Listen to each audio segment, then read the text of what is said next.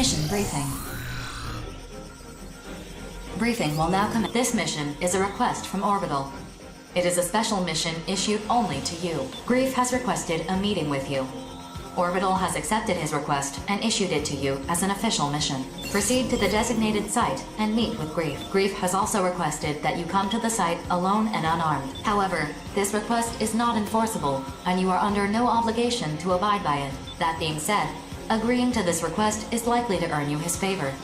In the end, the decision is yours. In any event, make any necessary preparations and proceed to the meeting site. Briefing over.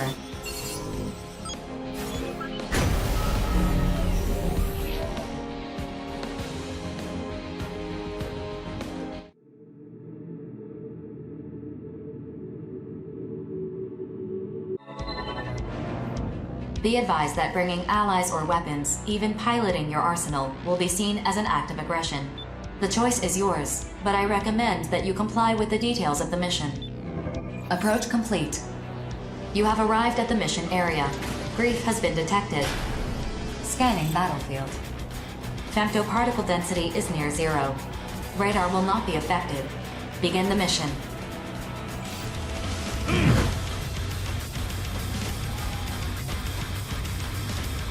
Even if I were destroyed, I'm just a copy with only some functions transferred over.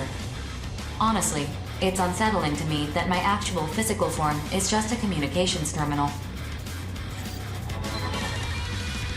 You're here, and I was so certain you'd come armed too. After all, you, the Brigadier General, and the other mercenaries have chosen to defy fate. You all share the same sense of justice, yes? And work together to achieve victory. I don't know who coined it, but your nickname Rookie is quite appropriate. How very interesting and foolish. In the end, it means nothing. There are more pressing concerns. That is why I called you here, to tell you everything. Why do you fight in the first place? What is victory really? Destroying every last immortal and their corrupted AIs.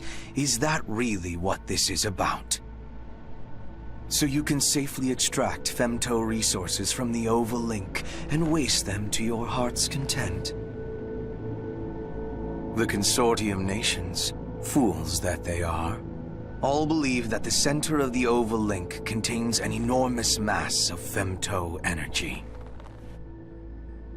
That mass of energy is the being that will guide us. The Dominator. Or rather, a fragment of it. Its full body still slumbers on the moon.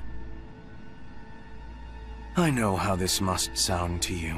Trust me when I tell you that I have seen it. I have heard it speak to me. As the moon fell on the day of the awakening, I myself was awakened through my encounter with the Dominator. It is both will and power. It is attempting to guide humanity to their intended purpose. The Dominator has shaped the course of human evolution. References to it exist in ancient ruins, myths, even religious texts. Called by different names across different eras. Which brings us to the present era, and humanity's foolish ambition to use the remnants of the Dominator as an energy source.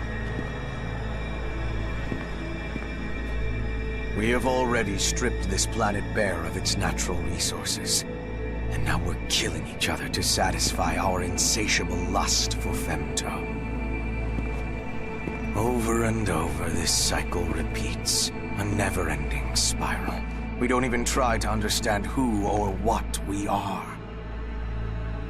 Inevitably, I suppose, Outers were born. Humans who had adapted to femto particles.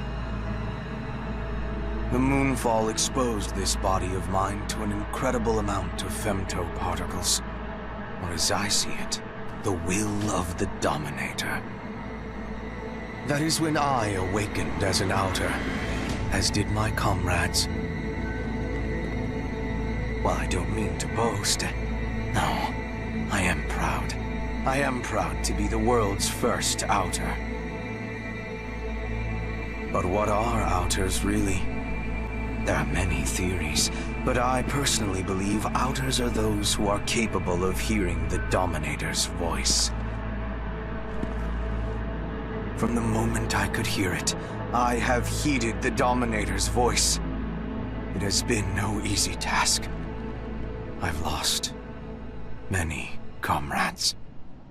3 survivors, that is what we are. What Terrors is.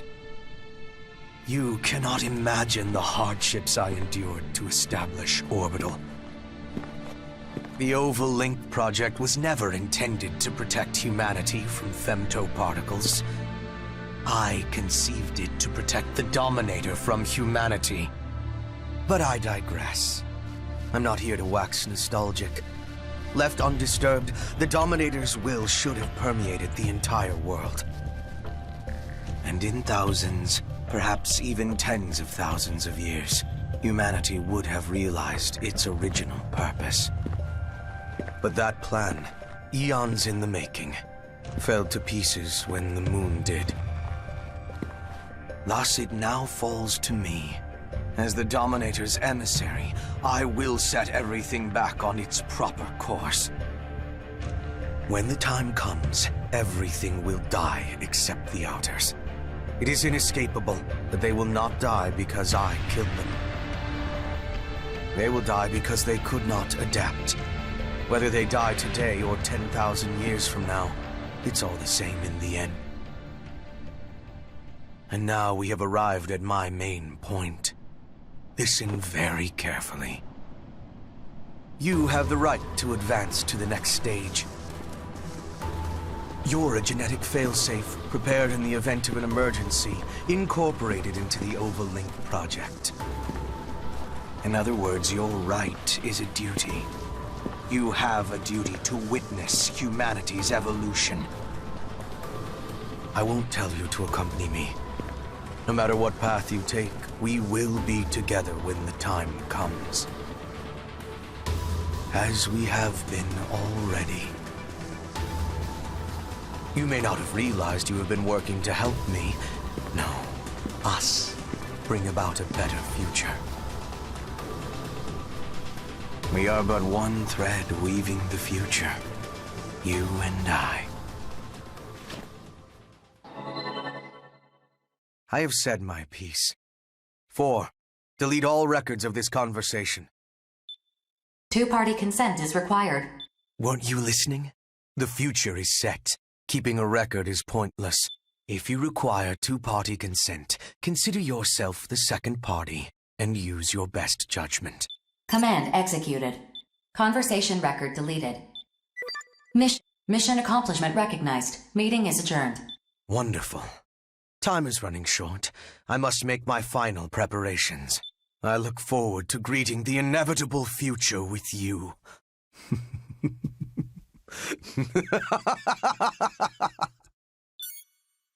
I must tell you something. Attention. I lied earlier. I did not delete the record of your conversation with Grief. My best judgment is to entrust the record to you. This mission has no return sequence. If Grief is to be believed, we are past the point of no return. You must judge for yourself where to go from here. I've said enough already. This mission is over.